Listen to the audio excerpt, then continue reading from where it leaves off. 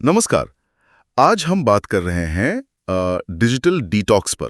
हमारे पास digital detox screen से जीवन की वापसी लेख के कुछ अंश हैं। हाँ, और आज हम समझने की कोशिश करेंगे कि ये आखिर है क्या और आजकल इसकी इतनी बात क्यों हो रही है। बिल्कुल। और इसे अपनी रोजमर्रा की जिंदगी में कैसे लाया जा सकता है।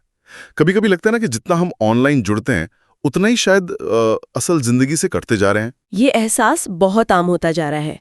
देखिए, डिजिटल डिटॉक्स का सीधा मतलब है कुछ समय के लिए जानबूझकर अपने डिजिटल डिवाइस जैसे phone, laptop, TV, social media इनसे थोड़ी दूरी बनाना। अच्छा, मतलब पूरी तरह छोड़ना नहीं। नहीं, बिल्कुल नहीं। ये तकनीक को छोड़ने के बारे में नहीं है। ये है कि हम तकनीक के गुलाम न बने, बल्कि उसका इस्तेमाल सोच समझ कर करें। एक तरह से कंट्रोल वापस लेना। कंट्रोल वापस लेना, ये बात अहम है। लेकिन इसकी जरूरत क्यों बढ़ रही है इतनी? सब ठीक तो चल रहा था शायद। हाँ, पर देखिए, एक स्टडी में सामने आया कि औसतन एक व्यक्ति दिन में करीब 96 बार अपना फोन चेक करता है। 96 बार? मतलब लगभग हर 10 मिनट में? हाँ, लगभग। और ये हम शायद नोटिस भी नहीं करते। ये बहुत ज्यादा है। ये तो वाकई बहुत ज्यादा है। इसका मतलब है कि हमारा ध्यान लगातार बटा रहता है। इसके कुछ बुरे असर भी तो होते होंगे। बिल्कुल होते हैं। सबसे पहले तो आंखों पर स्ट्रेन, हाँ। फिर नींद की दिक्कतें, बेचैनी, एंग्जाइटी। हाँ, और फोकस करने में मुश्किल होती है ना। हाँ, ध्यान लगाना मुश्किल हो जाता है। और इससे भी आगे बढ़कर ये हमारे रिश्तों पर असर डाल सकता है, क्योंकि हम असल बातचीत के बजाय स्क्रीन पर ज्यादा वक्त बिताते हैं। रचनात्मकता भी कम हो सकती है। हम्म। और एक बात समझनी होगी, सोशल मीडिया को डिजाइन ही ऐसा किया गया है कि उसकी लत लगे। वो जो हर लाइक, हर कमेंट पर एक क्या कहते हैं खुशी का एहसास होता है ना, वो डोपामाइन रिलीज है। अच्छा, तो ये एक तरह का केमिकल खेल है दिमाग में। हाँ, बिल्कुल।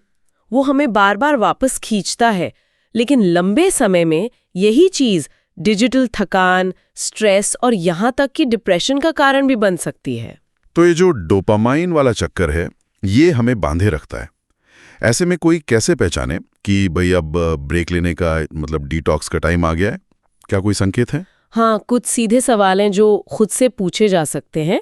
जैसे, क्या सुबह उठते ही सबसे पहला काम फोन चेक करना होता है? ओह हाँ, ये तो बहुत लोग करते हैं। और रात को सोने से ठीक पहले तक स्क्रीन पर नजर रहती है?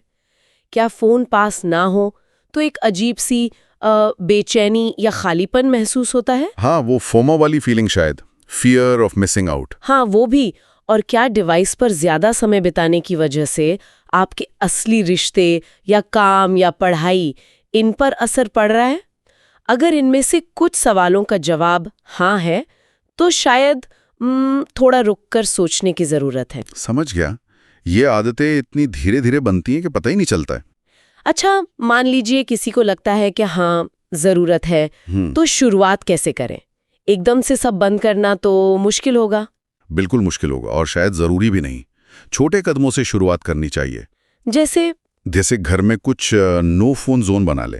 मान लीजिए खाने की मेज पर फोन अलाउड नहीं, या बेडरूम में फोन लेकर नहीं सोना। हाँ, ये किया जा सकता है। और हर दिन कुछ देर के लिए स्क्रीन फ्री टाइम निकालें, चाहे शुरू में सिर्फ 30 मिनट ही क्यों ना हो, सुबह उठकर या रात को सोने से पहले। अच्छा आइडिया है। और वो जो लगातार नोटिफिकेशंस बजती रहती हैं, उनका क्या?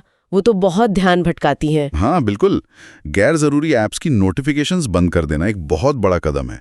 इससे काफी शांति मिलती है। सही कहा। सबसे जरूरी बात यह है कि स्क्रीन पर बिताए जाने वाले समय को किसी और असल जिंदगी की एक्टिविटी से बदलें।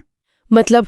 जैसे क्या? जैसे कोई किताब पढ़ लें, थोड़ी देर टहलने चले जाएं, किसी दोस्त या परिवार वाले से आमने सामने बात करें, कुछ पकाएं, लिखें, कोई पुराना शौक दोबारा शुरू करें। हाँ, कुछ ऐसा जिससे स्क्रीन से नजर हटे। बिल्कुल। कुछ ऐप्स भी हैं जैसे फॉरेस्ट, फ्रीडम या फोन में ही डिजिटल वेलबींग होता है, जो मदद कर सकते हैं स्क्रीन टाइम ट्रैक करने में और फोकस बनाने में। असल मकसद है अपने ध्यान को, अपनी अटेंशन को वापस पाना। इसी लेख में जयपुर की एक प्रिया का जिक्र था। उन्होंने 7 दिन का डिटॉक्स किया था। हाँ, मैंने भी पढ़ा वो। उनका अनुभव था कि वो काफी शांत महसूस कर रही थीं, उनकी नींद बेहतर हो गई थी और सालों बाद उन्होंने फिर से स्केचिंग शुरू कर दी। ये सुनकर अच्छा लगता है। हाँ, ये दिखाता है कि छोटे बदलाव भी कितना बड़ा फर्क ला सकते हैं।